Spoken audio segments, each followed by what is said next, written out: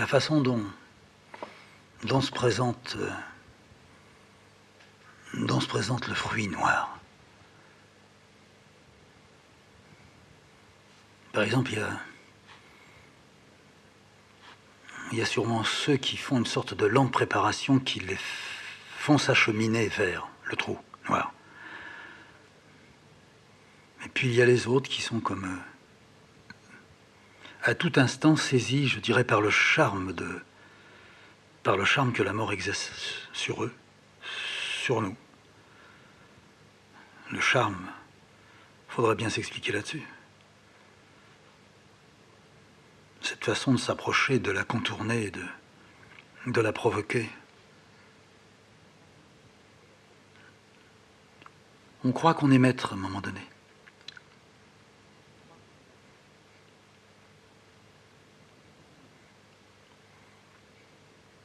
L'un des premiers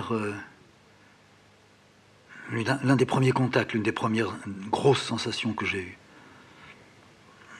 c'est quand j'étais très petit. On me baignait. Mais on m'a baigné jusqu'à ce que j'ai 5-6 ans. Après, on m'a laissé me nettoyer tout seul. Je crois que c'est peut-être à 5 ans qu'on m'a dit « Maintenant, tu te laves ». Alors, on était à l'étroit dans la cave, hein, bien sûr. Alors, il y avait une grande bassine pour moi, dans laquelle on faisait le linge, on lavait le linge, on le mettait à tremper même. Bon. Alors là, on nettoyait bien la bassine, on faisait chauffer l'eau, et puis avec une casserole, on la faisait tomber dans la bassine. Et puis, on avait un seau à côté, avec de l'eau froide. Et la grand-mère, c'est elle qui trouvait la température pour moi. Alors je restais debout pour commencer, quand la température était la bonne. Je rentrais, à chaque fois c'était des colibets naturellement. La grand-mère me touchait, on jouait à la petite bête, elle me touchait un peu le petit robinet. C'était un bon moment. Et puis tout à coup, je ne sais pas parce que j'étais un enfant, mais quand j'ai eu 20 ans de plus, je ne sais pas non plus comment ça arrivait. Dans l'eau, ruisselant de savon, la grand-mère me passant sa main mouillée, faisant descendre le savon le long de mon corps. Est-ce que c'est parce que je regardais le savon qui coulait? La mousse de savon. Tout se précipitait vers l'eau en bas. Le haut de mon corps devenait de plus en plus brillant et sans doute propre. Mais le bas recevait toute cette mousse des épaules, du ventre, de la poitrine, des cuisses. Et autour de mes pieds, il y avait cette mousse blanche et bleue, crasseuse. Un enfant n'est pas tellement crasseux. Et il fallait que je sorte. Moi, je voulais sortir de ça en bas. Là, dans quoi mes pieds étaient enserrés, c'était comme si on les avait mis dans du plâtre. Et je disais à ma grand-mère, je veux sortir. Et ma grand-mère voulait d'abord m'essuyer, et puis ensuite m'essuyer les pieds. Donc me faire sortir après. C'était une manière à elle qu'elle avait. J'ai pas pu dormir de ma nuit. Cette fois-là, et elle m'avait lavé déjà 100 fois. Et une idée m'était venue, une chose était rentrée en moi, une flèche avait été envoyée. Je ne sais pas comment on appelle ça. Mais c'est ça que j'appelle un état. C'est ça qu'on appellera plus tard avoir ces états. Et moi, j'ai ça. Et je trouve que Cécile a ça. Alors on peut donner des tas de noms aussi après. Accolé à état, état de...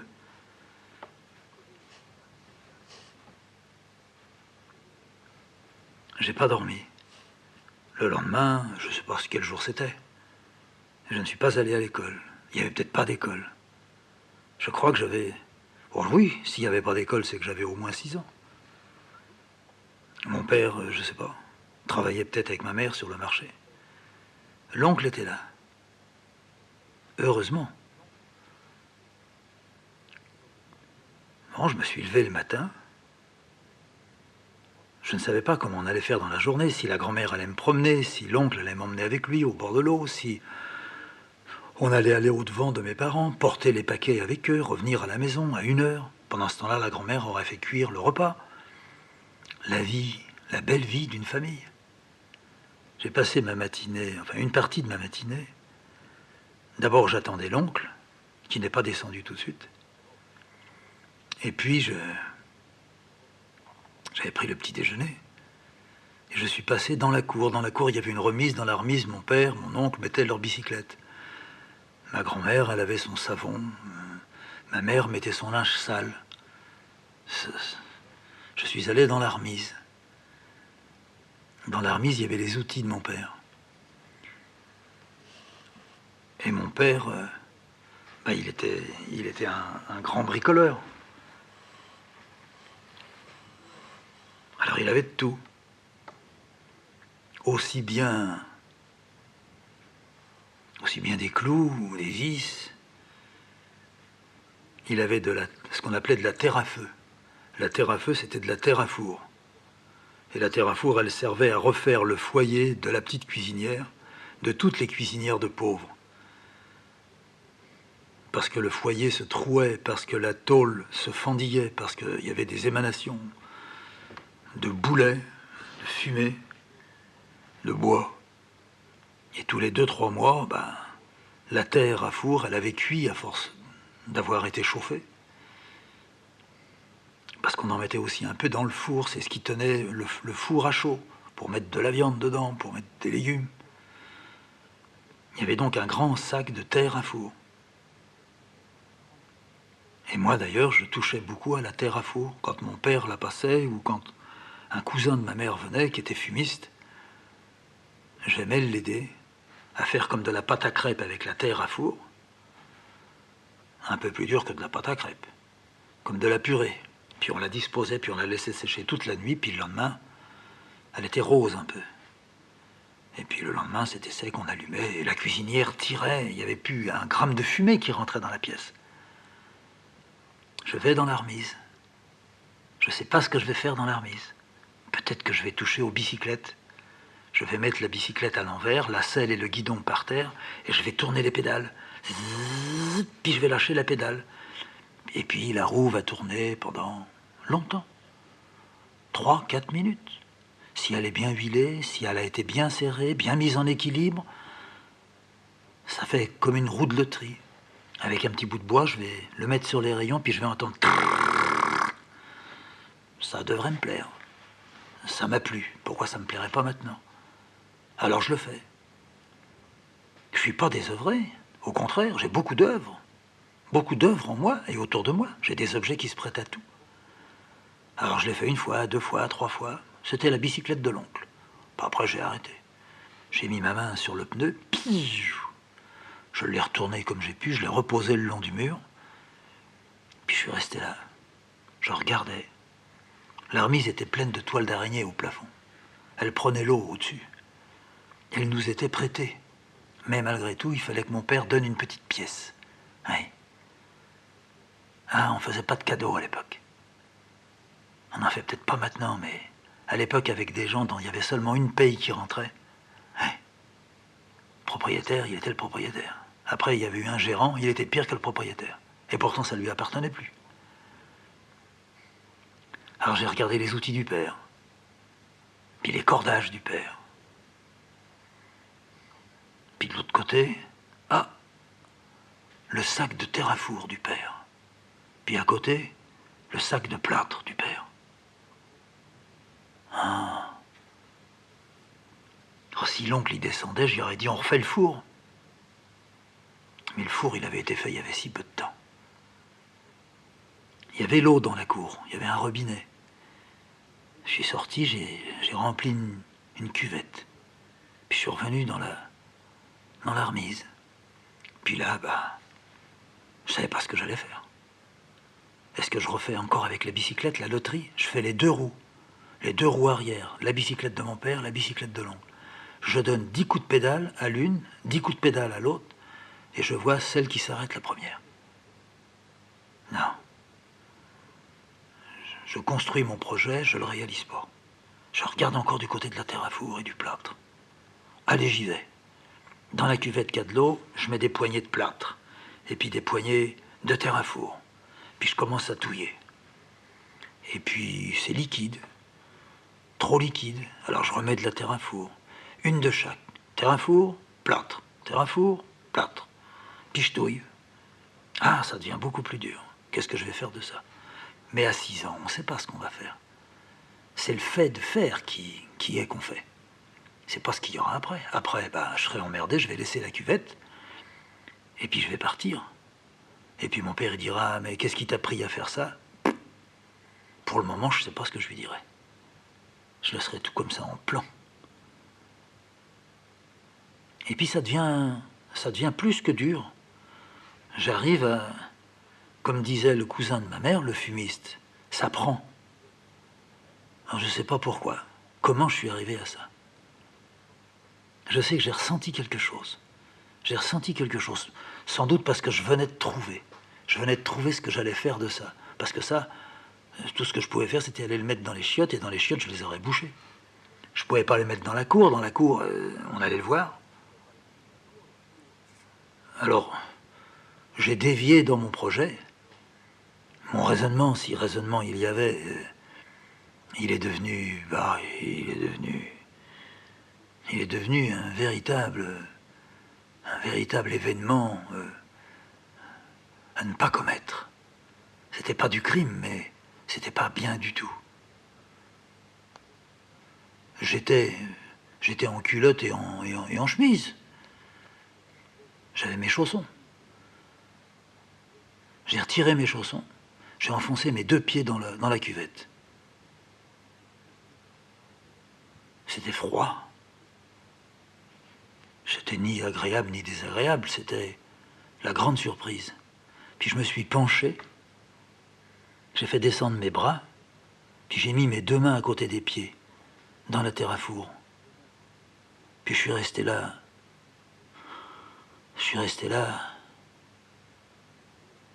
Jusqu'à ce que l'oncle arrive. Je l'ai entendu qui appelait. « Oh, môme, t'es dans la remise ?» Il n'a pas répondu. J'avais eu comme un malaise. J'étais penché en avant, la poitrine sur mes genoux, la tête plus bas que les genoux, mes 2 mains dans le plâtre, mes 2 pieds dans le plâtre. Ce qu'il y a, c'est que je ne pouvais pas les tirer. Ah, je pouvais peut-être les tirer, puis j'osais pas. J'avais peur de les arracher. Je ne sais pas ce que j'avais dans ma tête. Un enfant, ça a toute la poésie du feu dans la tête. Mais ça a aussi la poésie de la pierre. Quand l'oncle est rentré, ça devait faire drôle de me voir comme ça, plié en 2, avec une cuvette et les pieds et les mains enfoncés dedans. Puis la cuvette, elle était grande, et puis j'en avais foutu du plâtre. Et le plâtre, il avait durci. L'oncle, il a dit « Mais !» Et puis, il a couru vers moi. Puis il m'a soulevé. Mais en me soulevant, il a soulevé la cuvette. Oh, aujourd'hui, je sais que c'était pas méchant. Mais aujourd'hui, mais dans le moment, j'ai cru que je mourrais. C'est la première pensée de ma mort. Je me suis vu mourant. J'avais encore 1 minute à attendre. C'était ça dans ma tête. Même l'oncle qui était là, c'était trop tard. Je ne pouvais pas imaginer qu'il pouvait, lui, taper, cogner. Je ne sais pas. C'était comme un rat qui est pris. Comme un rat qui est pris dans le piège et il sent bien qu'il a très mal au museau. Très mal, le feu qui lui arrache quelque chose. Mais il tire quand même. Il tire et puis il arrête de tirer. Il accepte que le museau soit écrasé, qu'il ne puisse plus respirer, qu'il voie devant lui l'horreur de tout, devenu gigantesque, gonflé par des loupes. Mais moi j'étais ça. J'étais un rat dans un piège. Ça serait bien un piège comme ça. À la sortie du trou des rats, on mettrait de la terre à feu, encore mouillée. Le rat, il sauterait dedans. Ah, il se ferait prendre. Il gigoterait, il se ferait prendre. Et il verrait la mort. Il boufferait de la terre. Il boufferait de la mort. Alors moi, je me racontais pas tout ça. Je me suis raconté après. Les histoires de pièges avec de la terre à feu. Ah oui. Après, j'ai même eu des idées. Dans la cuisinière, dans le trou de la cuisinière, quand elle chauffe bien, on prend un rat, on le balance dedans. Ah, il faut vite mettre une casserole sur le rond parce que c'est fort un rat. Ça fera sauter les ronds. Et puis il courra, puis il voudra me mordre. Ouais. Un jour, j'ai mis un beefsteak dans la cuisinière. Sans doute que je pensais à la bête. Sans doute que j'aurais voulu voir le beefsteak se tordre et vouloir sortir de là. Mais ce n'était qu'un morceau qui ne pouvait pas bouger. Qui était mort déjà. Alors l'oncle, il m'a secoué. Oh, ça n'a pas été long. Il m'a dit, espèce de petit con, mais qu'est-ce que t'as foutu? Je ne pouvais pas parler. D'abord, je ne savais pas quoi lui dire. Ensuite, j'étais envoûté. J'étais envoûté. C'est ça que j'appelle le charme de la mort. J'y ai goûté de cette façon-là.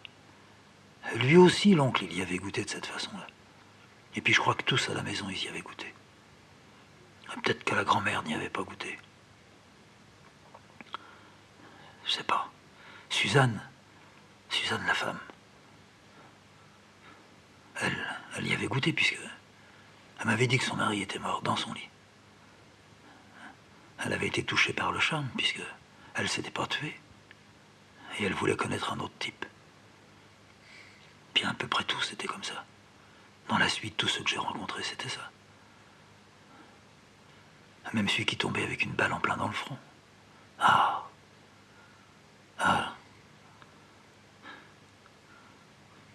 Quel livre d'images. Quel pays. C'est un rêve, hein. Ouais. Alors comment il a fait pour me sortir les pieds? Je sais pas. Il a tapé. Du plâtre, c'est pas... Du plâtre, c'est pas du ciment. Ah mais l'idée du ciment, ça c'est... Ah, ça a dû se faire. On fout un type comme ça. Les pieds et les mains. Qu'est-ce que tu veux qu'il foute? Il peut pas sauter, il peut rien faire. Il peut se laisser tomber sur le côté, mais après, comment tu veux casser le ciment? Si tu mets du ciment avec des pierres dedans, ça fait du ciment, du béton. Et si tu fous même une barre, tiens, tu rentres une lime, 2 limes dedans, tu les mets en croix. Oh ben tu peux pas. Tu peux plus le sortir, il faut que tu le tues. Non, t'es fou, faut pas penser à des conneries pareilles. Ah ben alors l'oncle, il a tapé. Il a bousillé la cuvette. Ouais. Il a bousillé la cuvette. Le plâtre, bah, il a tapé avec le marteau, toc, toc, toc, et puis ça s'est décollé, puis... Mais moi, je pouvais plus me déplier, hein. Oh, je pouvais me déplier, mais je pouvais plus, je sais pas pourquoi. J'essayais sans doute d'attirer la pitié sur moi. Je pleurais, puis je lui disais, je sais pas comment c'est arrivé, je sais pas comment c'est arrivé. Tu parles. Mais lui, il avait compris tout de suite. Mais qu'est-ce qu'il avait compris? Ah, il a voulu le savoir. Puis moi, j'ai voulu le savoir aussi. Alors il m'a dit, pourquoi t'as fait ça? Et moi, j'avais qu'une idée. Depuis que j'avais été sorti de la cuvette, ben, mon idée, c'était, qu'est-ce qu'on va dire au père? Parce que le père et sa cuvette, le père et son plâtre et sa terre à four, il n'était pas prêt d'avaler ça. Alors je cherchais, qu'est-ce qu'on allait dire? Ce que je voulais, c'était que l'oncle, il dise, que ce soit lui qui dise. Ben, je sais pas. Qu'il dise quelque chose. Le père, il n'oserait pas l'engueuler. Et puis l'oncle, lui, il n'en était pas là. L'oncle, il en était à... Pourquoi t'as fait ça? Qu'est-ce que c'est que ces conneries-là? Qui c'est qui t'a montré ça? Je pleurais. Je pleurais, puis je restais plié en deux, puis il me disait, mais relève-toi, nom de Dieu, tu vas pas rester comme ça toute la journée. Relève-toi, allez, redresse-toi. Alors il m'asseyait sur la chaise, mais j'avais les jambes qui montaient avec moi, puis les bras qui étaient dedans, dans les jambes. Ah, il s'est mis à me frictionner. Il m'a frictionné avec ce qu'il avait là, c'était du citron. C'était pas bête. J'avais les jambes qui étaient rouges quand même, puis les mains qui étaient rouges. Mais le plâtre, ça m'avait un petit peu chauffé quand même. D'abord, j'avais senti la chaleur. Le plâtre, c'est chaud quand ça sèche. Puis après, je me suis un peu déplié. Mais pas beaucoup. Mais au fond, je pouvais me déplier. Mais je voulais lui demander quelque chose. Ce que je voulais lui demander, c'était pas qu'il me fasse parler. À la fin, pour me débarrasser de lui, il m'a dit, mais quelle idée t'as eue de faire ça? Mais je dis, je sais pas.